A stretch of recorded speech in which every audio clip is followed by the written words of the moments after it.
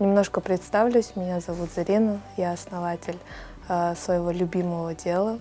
Вот. Мое дело, я придаю новую жизнь старой мебели. И получается, я когда взяла мягкую мебель на реставрацию, я, конечно, его полностью раскрыла, и собрать-то его нужно. Ну, конечно, немножко нервничала, потому что собрать не могу. И когда я спать ложилась, и мне полностью подетально обучали меня во сне. Будешь делать так, так, так. И благодаря этому я и обучилась. У меня с маминой стороны, получается, мамина мама, она была швеей. Вот. Она, вот, можно сказать, ее дело перешло мне, ее дар вот такой вот. Но, если честно, я пришла к этому вообще чисто интуитивно. По профессии модельер-конструктор. Я с детства любила одеваться, любила что-то шить, что-то придумывать.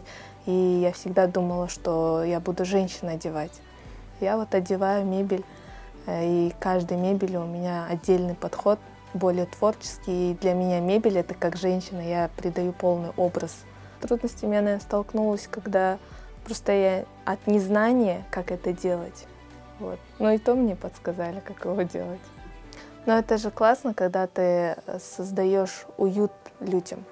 Это же тоже своего рода как служение, вот. Потому что ты приходишь домой, ты полностью подбираешь под интерьер мебель, потому что вообще у перетяжки очень много плюсов, да? Когда ты в магазин идешь, ты берешь то, что есть. А когда ты перетягиваешь хорошую мебель, мы полностью подбираем под интерьер, полностью консультируем по тканям. Вот. Как бы по поводу того, что мы обучаем, мы здесь не обучаем. Мне сразу приходят уже опытные мастера, потому что у меня такая мебель, я в основном как бы работаю с элитой, и мне нужно как бы уже опытные люди, там ошибок не должно быть. Моя душа ведет к тому, что делать то, что ты хочешь. Вот. Например, это дело, которое я очень люблю.